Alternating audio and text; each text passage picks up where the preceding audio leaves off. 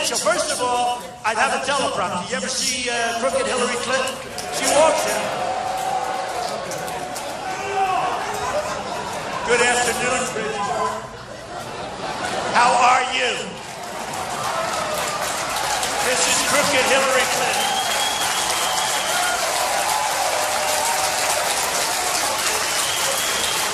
Then people start yawning, leaving. The whole thing is a disaster. And she'll be a disaster as president. Breaking tonight, we are down to the final stretch now in the Republican race for the nomination. And experts now say Donald Trump's path to winning a majority of the delegates is plausible but perilous. And we are officially now looking at the most dramatic political cliffhanger in the last 40 years.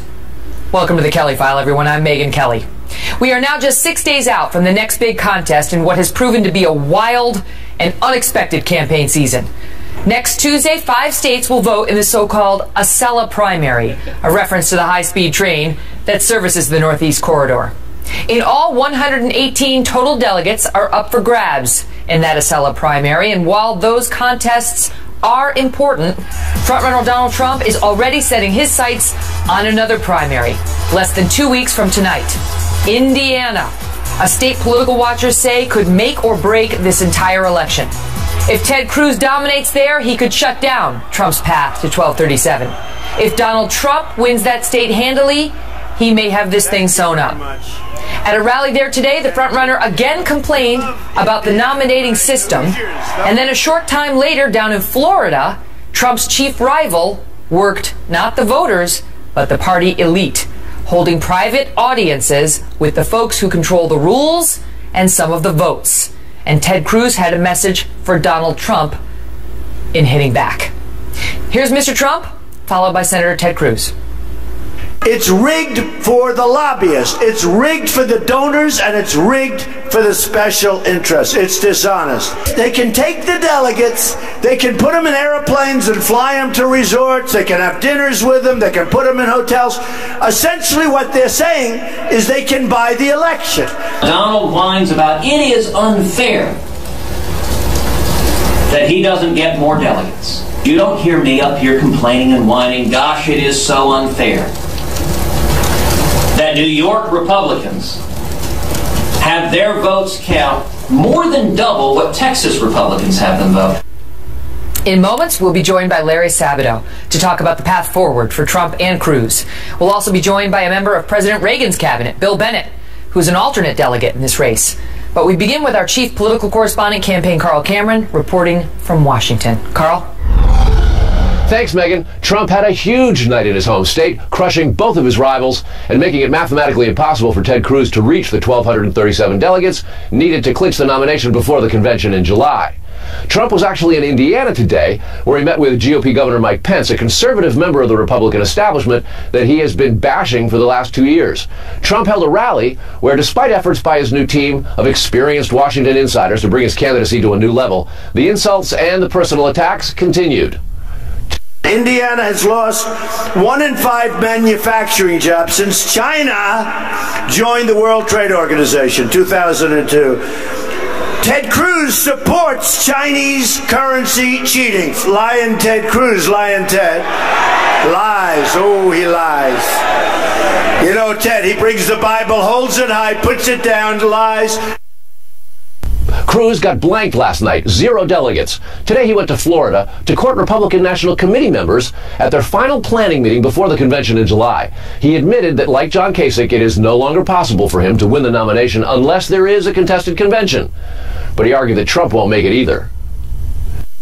I'm not going to reach 1237, and Donald Trump is not going to reach 1237. We're going to arrive in Cleveland with me having a ton of delegates and with Donald having a ton of delegates. And at that point, it is going to be a battle to see who can earn the support of a majority of the delegates elected by the people. Kasich came in second in New York and picked up 4 delegates. He, too, is in Florida tonight, courting Republican National Committee members with the assertion that when the delegates get to Cleveland in July, they will realize that he is the most experienced and polls best against Clinton. It is still possible for Trump to reach 1237 and win the nomination outright, but there are still 15 states left to vote, and by most estimates, he will have to win at least 57% of the remaining delegates, with both of his rivals trying to trip him up at every turn. Megan? Carl, thank you. Well, you heard Ted Cruz arguing that no one is getting to 1237 before the convention. Is he right? Larry Sabato is the director of the University of Virginia Center for Politics. Larry, great to see you. So you say there are 5 things that Trump needs to do to win this thing outright before getting to the convention, and conversely, that Ted Cruz needs to stop him from doing. Number 1 is do more than just win all 5 states next Tuesday, and that is sell a primary. What do you mean by that? Trump is obviously going to win those states. I think he's well ahead. But what did he do last night in New York? He exceeded expectations. I don't know of anybody who projected 90 delegates for him out of 95. He needs to repeat that in at least some of the states next Tuesday because, Megan, he's going to need every delegate, no matter what last night looked like, on the way to getting 1237 by the time we get through this process, June the 7th. And the next one is win Indiana. Tell us. You correctly mentioned Indiana. That is May 3rd. Always watch the itineraries of the candidates. Where did Trump go after his big New York win? He didn't go to any of the states that are voting next Tuesday. He went to Indiana that's voting on May 3rd because he knows he needs to win it or come very close to winning it if he's going to stay on the path. How does it look there? I mean, how do you see Indiana shaking out right now? It's close. It bears a lot of resemblance to Missouri, and you remember Missouri was decided by 0.2% of the vote for the statewide delegates. Trump edged out Cruz, and that doesn't have to end up the same way, obviously, but that is going to be a critical state. Those are delegates that both sides need. Trump to win on the first ballot, Cruz to stop him from winning on the first ballot. Number 3 is win at least a majority of delegates in West Virginia's primary, which is on May 10th. How important is that? It's a weird state when it comes to the voting. Yeah, boy, Megan, we could waste the rest of your show talking about the peculiarities of the, and I was going to say, but let's not do it. People ought to look into that, though, because it's an outrage how they're allocating delegates. Somehow Trump has to convert what I think will be a very solid majority vote for him in West Virginia into delegates, and it isn't going to be easy.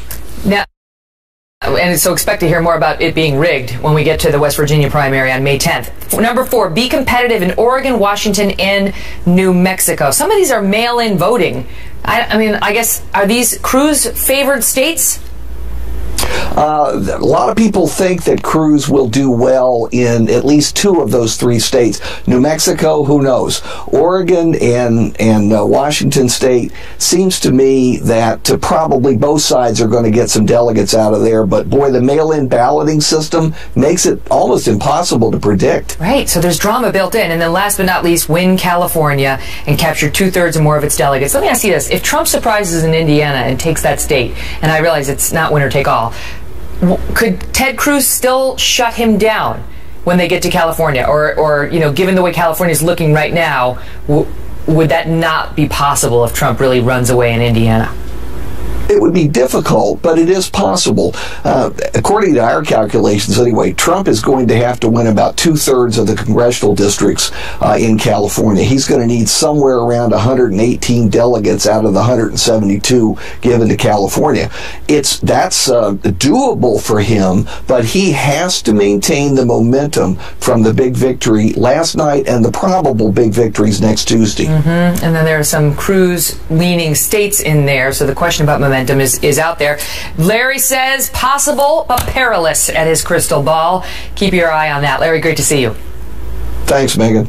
So from the time we started talking about a contested Republican convention, people have been talking about a white knight. That would be some third party who is not even running right now, who might show up to accept the nomination if the party remains divided.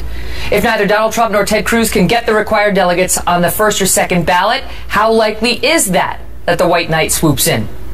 Well, when we went to the computer tonight and searched news stories for the term white knight, We got 142,000 responses. Of course, some of those may have been about, palaces. Our next guest is Bill Bennett. He may end up being one of the voting delegates in Cleveland. He served as the Secretary of Education under President Reagan and is the author of the new book, Tried by Fire. Bill, great to see you. Thank you. So I know that you're now hearing a new name when it comes to white knights. Paul Ryan has said, it's not going to be me, stop looking at me. And now you're hearing party elites throw out another name. Tell us who it is. Well, I heard the name Mitch Daniels today, which is interesting, given the coincidence of Trump going to Indiana. But there are all sorts of names. We may have a round table with knights. I'll be Secretary Arthur if they need. You've got the right hair. Yeah, there. Thank you. Seriously, it's good for something. How does that get thrown out? I mean, is there? You know this party well, better than anybody. Yeah. What are the odds of somebody like Mitch Daniels coming out of this as the nominee? I don't think they're great, Megan. I think it's going to be one of those three. And I think I can't question Larry's microanalysis, but let's look a little bit macro at this. There is momentum. I mean, Trump really won big in New York, and Cruz finished third. A dismal third. Very bad for Cruz. Remember, Cruz told Kasich, when it became mathematically impossible for Kasich to win, he said, you should drop out of the race. Has anybody made that suggestion to Cruz? I don't think so. Kasich. Kasich has. Yeah, okay, all right, Kasich has, but Cruz isn't going to do it. I'm also a little curious about the auspices here of this meeting in Florida, aren't you? I mean, Cruz, so, but they say that this is the RNC, that they meet 3 times a year, and this is just par for the course, and that Cruz is down there making his case, as I guess Kasich is going down there as well. Was he invited? Was Kasich invited? Was Trump invited? What do I know? You're the party guy. I don't know. Let's say, but would Trump not go because of the establishment here? That's the question. But there's something else going on, which is because a lot of the analysis is about the 1237, as it should be. But I am seeing a growing sentiment, even on the part of some people who don't like Trump, that the guy who gets the most votes, if it's a lot, if it's 1,100 or so, well, those delegates may just lean in that direction because this criticism that Donald Trump is making is having some impact. About votes should translate to delegates. But do you see there's sort of this anti-Trump faction in the party that ideologically is opposed to him, and they're banking. They want to see Ted Cruz go down there and work those delegates because they're banking on it getting to a second ballot. The conventional wisdom being, if it gets that far, Trump cannot win. Yeah, they want anything, anybody but Trump, and that's why it's called, Stop Trump, anybody but Trump, never Trump. But, they need to think, too, this may be the nominee of their party. They could step up a little bit, they could try to make an effort to talk to Donald Trump. They could take the high road. You took the high road, Megan. These guys weren't hurt, insulted, put down by Donald Trump as you were. You went over there to see him, which I think was impressive, if I might say, because this guy's important. I know it's your job, but this guy may be the president of the United States. So people have closed their minds on this and closed the door, and I don't think they should, because they need to think about what it is that this guy is saying that is resonating with so many people. And if it's not Trump, is there a big enough group inside the Republican Party, inside the Republican faithful, to win an election? Well, thank you for your kind words. I was very much hoping to turn a page with him on that score, and hopefully we have now. Bill, always a pleasure. We just want to know what happened. We just want to know what went on. Well, we'll hopefully have an announcement for you. Stay tuned. Thank you. Good to see you. So all 3 campaigns now have key people at the RNC meeting that just started in Hollywood, Florida. They have ambassadors down there, and in some cases, the candidate himself. We also have an ambassador. There he is, Ambassador Steyerwalt. And he's our insider. He is here next with some breaking news from the meeting. Plus, big news breaking on Obamacare this week as the country's biggest insurance company pulls out. Mark Thiessen and Robert Zimmerman are here on what this means for your health insurance. Plus, the $20 bill is getting a new face on front. But not everyone likes the choice. And one of the critics, Dr. Ben Carson, is here to explain why. I love Harriet Tubman. I love what she did. But we can find another way to honor her. Maybe a $2 bill.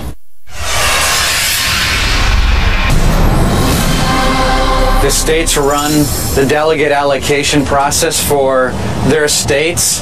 The Republican Party writes rules for the nomination of the Republican Party. That was RNC Chair Reince Priebus speaking just a couple of hours ago right here on Fox as the Republican National Committee launches its last big meeting before this summer's convention in Cleveland. Now, the GOP is hearing pitches from the candidates and determining whether any of the convention rules should be changed. That's a decision that has the potential to undermine which candidate becomes the Republican nominee. With the stakes that high, we wanted a Kelly File insider down there to get us information. So we sent this guy, Fox News digital politics editor Chris Steyerwalt, to get us the real story. He's in Hollywood, in Florida, where the RNC is meeting. All right, Chris, so what is the mood there? What are you hearing?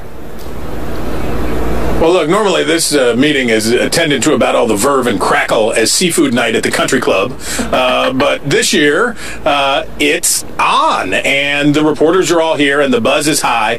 But really what's happening is the Republican Party is freaking out. A collective freak out is taking place because they're afraid of their convention, they're afraid of getting slaughtered in the fall, and they are running for life rafts. They're looking for a way out of it. The campaigns are here trying to reassure them and tell them it's possible. John Kasich was here today. I talked to people that were that heard his briefing and what he said, and basically said, white knight will ride in. I'll be that white knight. We don't care what anybody voted for. It doesn't matter if I don't win anything. I'll just be the guy at the end. And I don't think that was very convincing for a lot of people. Ted Cruz was here. Now, he's the guy that these people like, that the rank and file, he's a Republican, they're Republicans, he's conservative, they're conservative, rank and file Republicans who make up the party apparatus across the country. We see this in contests around the United States. They like him. He is more like them than any of the other candidates. And now we have Trump's team here, and they're running a double message. On the one hand, Trump's out in Indiana talking about filth and Ted Cruz and lying and crooked and da-da-da-da-da. Matt, we're all the way back to full, and we'll be at Scummy Ted in a week, I'm sure. But down here, it's a totally different message. Down here, the message from Team Trump to these guys, I've talked to people who have been part of the woo, and the message is, Donald's not so bad. We don't want anything bad to happen at the convention, and if you just give us what we want, everything will go smoothly. We're not saying, I would say the shortest way I could say it is, the complaint from Team Trump about crookedness will cease to exist if it's crooked in their favor, and basically that's what they're asking for. Right, naturally. So, in the meantime, Ted Cruz's whole game is to try to woo unbound delegates and to woo delegates who will be free in the second ballot. And Bill Bennett, our last guest, had told us before the show that he heard Ted Cruz personally spent half an hour on the phone with one delegate in Pennsylvania, trying to convince that person to come, which is okay. You're allowed to do it, but he is working those delegates. Sure. Trump, meantime, is working the voters out in the states. So there are two tracks here going on. What is happening down in Florida in terms of, the so-called establishment? Are they warming to Donald Trump? Are they warming to Ted Cruz? Because you say they should like him, but he's been hated by the establishment too.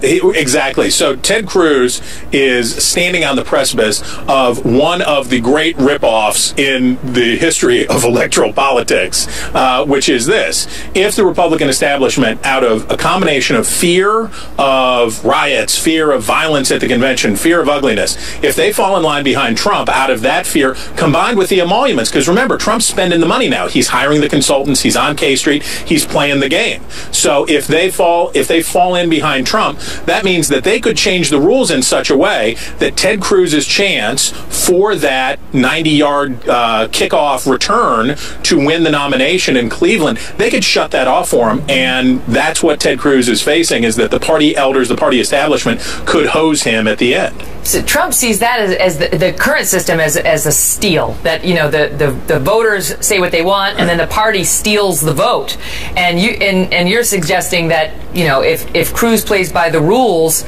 and the rules get changed, that's is in essence a steal from him. So basically what you're telling me is that the honeymoon is potentially on between Trump and the party. This isn't the honeymoon. This is like that first long weekend that a couple spends together. Nobody belches. Everybody is on their best behavior. They're trying really hard to be somebody they're not. So they're not at the honeymoon yet. They're just at that cabin with the hot tub for the weekend. You wake up in the morning, you go put on like a little lip gloss and just a little yes, this is right. Like, I just was sitting here like this. Yes, exactly. I haven't gone to the bathroom in months. Great to see you, Chris. You bet. He's fun. Well, a major blow for hundreds of thousands of people when it comes to Obamacare, as the country's biggest insurance company says it's out. It is pulling out of the system because it says it cannot afford the losses. Is this the beginning of the big run for the exits? Plus, as Bernie Sanders steps up his attacks on Hillary Clinton, there are growing questions about whether he may be doing permanent damage to her and her chances if she becomes the nominee in the fall. Dana Perino and DNC Chair Debbie Wasserman Schultz are next. Don't miss that. What I have said is if you're going to get paid $225,000 for a speech, must be a pretty good speech.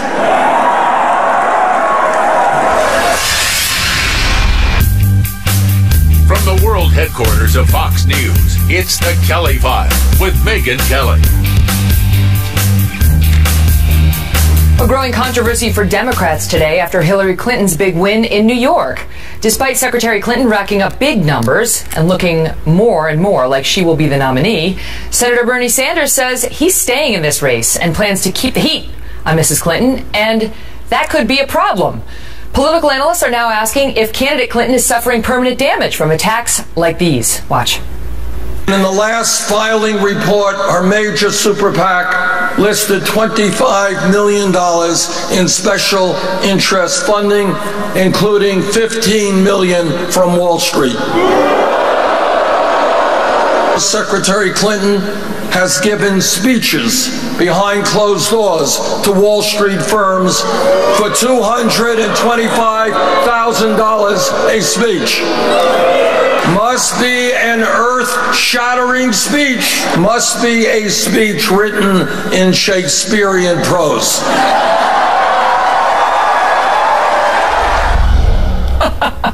Joining me now, Democratic National Committee Chair and Florida Congresswoman Debbie Wasserman Schultz. Great to see you. So, thanks. You got to give him points on that one. Shakespearean prose, although who would pay $225,000 to listen to that? The question is legitimate, though, about whether he is hurting her. In the same way many people think the ongoing Republican race may be hurting the ultimate nominee, is this prolonged race on your side hurting her if she becomes the nominee?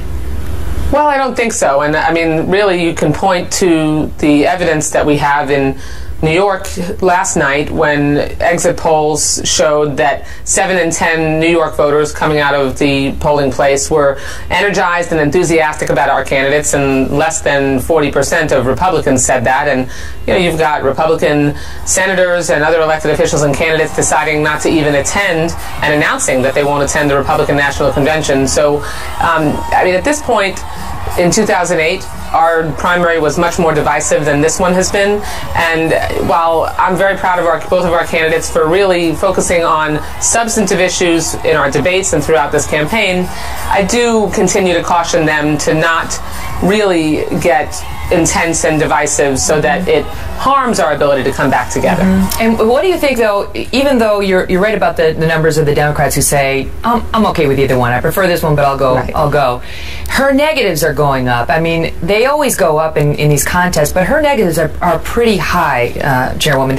Her image is at record lows or near record lows among many major demographic groups. Men, she's minus 40. Women, she's minus 9. Whites, she's minus 39. White women, minus 25. White men, she's at minus 72. These are record numbers, especially compared to Barack Obama 4 and 8 years ago. Well, I mean, Megyn, bottom line, you do the head-to-head matchup, and either one of our candidates beats any of the Republican candidates. And when you are looking at energy and enthusiasm, that's really what is helping voters decide whether they're going to go out and be motivated enough to vote for a candidate, work for a candidate, organize, knock on doors, make phone calls. And so those are the kinds of stats that I want to see when it comes to the momentum that either one of our candidates is going to have going into a general election, going into the convention, and ultimately going head-to-head with the Republican nominee. And you know, the Republicans are still at civil war. You know, Donald Trump, who's almost for sure going to be their nominee, has been at the throat of Reince Priebus and the rest of the RNC. So they're not talking about substantive issues. They're mired in chaos. And so that contrast is going to bode well for us when it comes to a general election, because we're getting ready to make sure we can be prepared for the general election. And they're still fighting. Last question. Hillary got in some trouble recently, and she did a skit with Mayor Bill de Blasio here in New York where he made a reference to CP, and that is understood as a racial slur, colored people.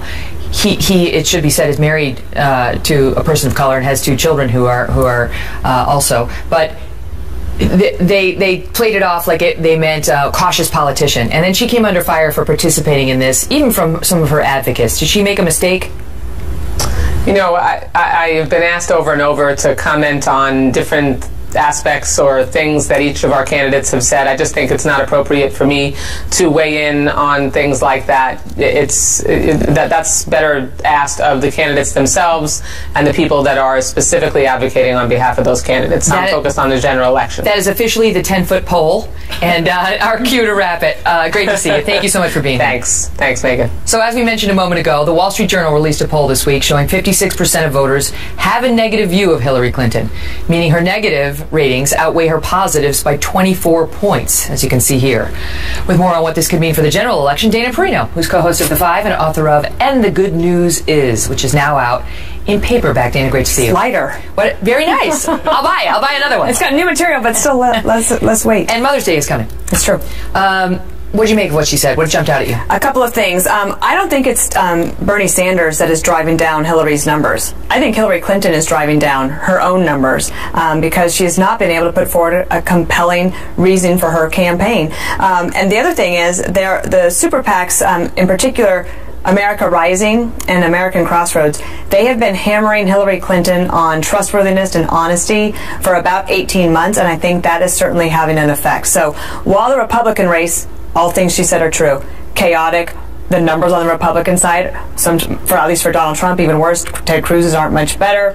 That is all true, but I do think that turnout on the Republican side being what it is, her negative numbers being what they are, it's very difficult, I think, with 100% name ID to move those numbers significantly in the next few months. What do you think when you do the head-to-head matchup, if it's Hillary versus Trump? You know, she beats him in most of these polls, and her overall numbers are better than his are when it comes to these favorables. But you know his response is, give me time. Give me a chance. Give me time. I haven't started on her. And the reality is we have seen him take out, I don't know, how many were there? There were 18, now we're down to 15. There's about 14 candidates who are now on the wayside. Talented, well-liked Republicans. True. And so... Does that make sense, his argument? I think that his supporters will say that, and I think that, you know what, if I can see that if the stars align and he's able to go after her. Remember what he did just a few months ago when they were going to attack him on like sexual harassment type things, and Donald Trump said, don't you dare. On sexism. On sexism. Because the thing is, Hillary Clinton is going to get tied to Bill Clinton's actions and to her support of her husband, the president, during that time. If that's the lane we're going down in this race. And so, and maybe what they'll do is just decide to cancel each other out. But I would also submit that Donald Trump has also not been under withering attacks from the left yet. And that is some. She's put out a few. She's put out a few, but the whole kit and caboodle that comes with Hollywood, most of the mainstream media, that hasn't really started yet. Do you believe they're holding back? They have attack ads on him, or they have research that they're holding back? I don't know. We've heard that. David Brock, the guy who runs Media Matters, and Hillary's surrogate, incredibly. I don't know. I mean, if you're Donald Trump and you're so well known, and I don't know what else there is to know. Right? So maybe they do have things that nobody's ever heard about, but he's been able to weather most of the storms. She's weathering the storms, but in a way that basically has her underwater at 56% negative. Understanding that Trump's unfavorables are higher than Cruz's by about 9 points or so, do you still think she'd rather run against... which one do you think she'd rather run against, Ted Cruz or Donald Trump? I think she would not want to run against John Kasich, governor of Ohio, because he's the only one that actually shows in a head-to-head that he could beat her. I think that they used to think that they would love to run against Donald Trump. I think they've changed their mind on that. That makes them nervous. And because they know how to run against Ted Cruz. They understand that. They do, and they can look at familiar. The map with a Ted Cruz. War on exactly women, all this stuff. It's 2008, 2012. She's got that coalition. As long as Bernie Sanders helps bring his people along, solid. But you know what? No, we don't know. We haven't seen two front runners with this high in negatives ever run against each other.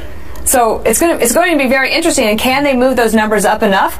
Well, even if they can't, if those are the last two choices, someone's going to win. Could be like the Eeyore election. Don't have a tail. Dana, great to see you. He's adorable. Well, when Eeyore, that is. When Obamacare took effect, a lot of critics warned that the insurance companies would never be able to handle the losses. Now that prediction has come true for America's largest insurance firm. Mark Thiessen and Robert Zimmerman are next on what this means for the program and the country and for you.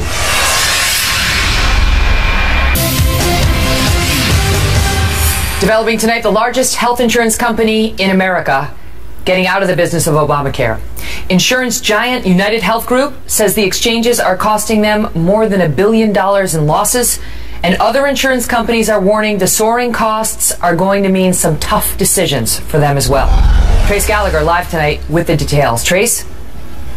Megan, United Healthcare reported losing $475 million in Obamacare exchange plans last year and is on target to lose $650 million this year. So by the end of 2017, the company will only operate exchanges in a few states like Nevada and Virginia. The full list has not been released. Here's what it means numbers-wise. Of the 11 million people currently enrolled in state exchanges, 795,000 are in United Health. Most of them will have to shop for a new plan altogether. And in Florida alone, nearly 300,000 people will now have only one insurance company to choose from.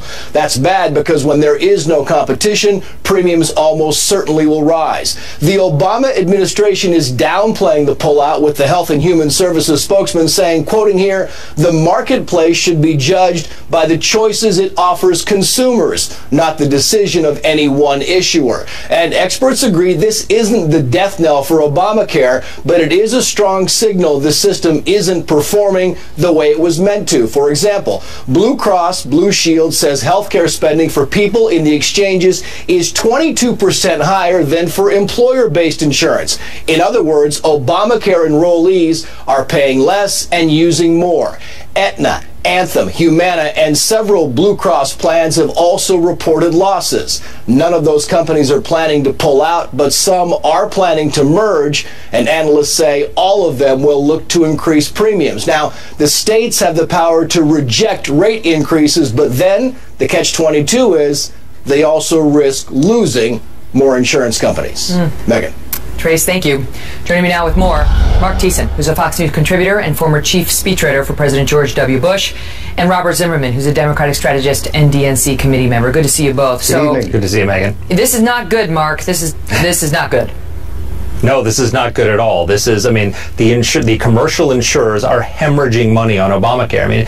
This United lost $1 billion, billion with a B, in just 2 years by participating in this exchange. And the reason is simple: there are more sick people coming into the exchanges than there are healthy people to pay for them, and they're not alone. You've got Highmark, which is the fourth largest Blue Cross Blue Shield member in the country, $773 million in losses. Health Services Corporation, $2 billion in losses. Blue Cross of North Carolina, $400 million in losses. And so what's happening is, when these insurers are losing money, they have three choices. They can scale back their coverage, they can provide less doctors, they can raise prices, or they can get out. And more what you're seeing is they're going to start getting out.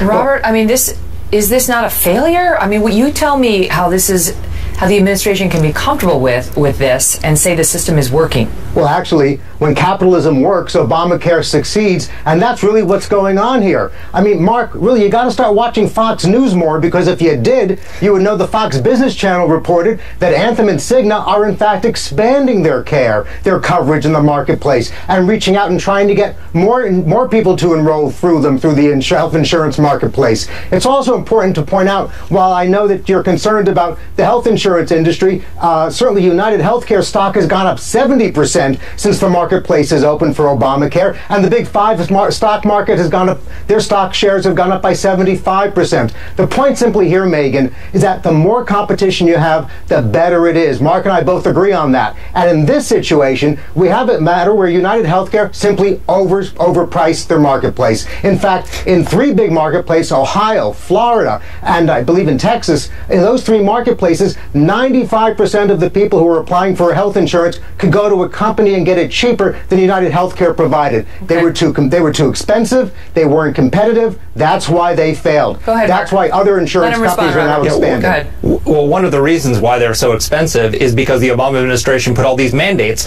on what they have to cover. So they have to provide contraception for elderly people and all the rest of it. So these are things that the Obama administration forced on the insurers and that they have to provide. And then you have all these sick people coming in and using coverage and not enough healthy people coming in. But what's happening, Megan, is it's not a death knell for Obamacare, but there's a fundamental change is happening. What's happening is that the commercial insurers are getting out and they're being replaced by Medicaid providers who are offering low bare bones plans that basically mirror what they offer Medicaid people, which is the worst kind of the coverage we provide for the poorest of the poor in this country. And so Mark, I just have to point out hold on, Robert. And so you had 3/4 of people in the Obamacare exchanges had commercial health insurance before they were forced into Obamacare. Now they're being forced not only into Obamacare, where they were in getting government subsidized health care, but into Medicaid style government health care. So this is a bad deal for the I just have to point out, Mark, that in fact we have more insurance companies now competing per state than ever before. In 2014 there were 8 on the average of 8 insurance companies per state.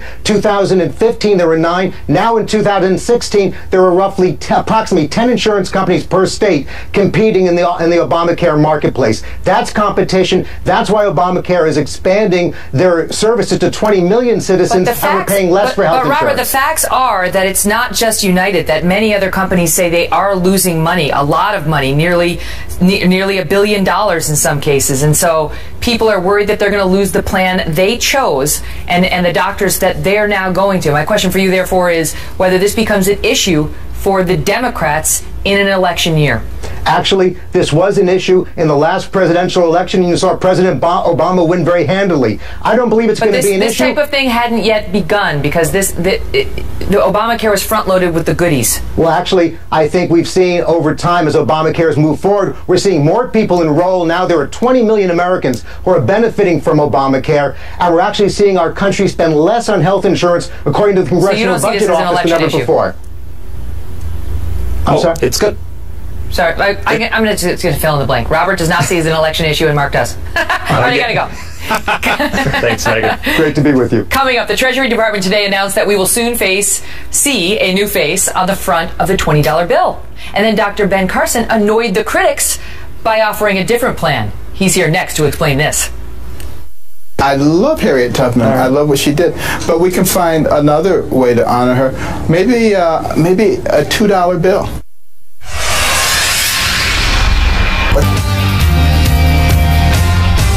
Well, it's a story we reported on earlier this week on the Kelly File, and today the Treasury Department made it official.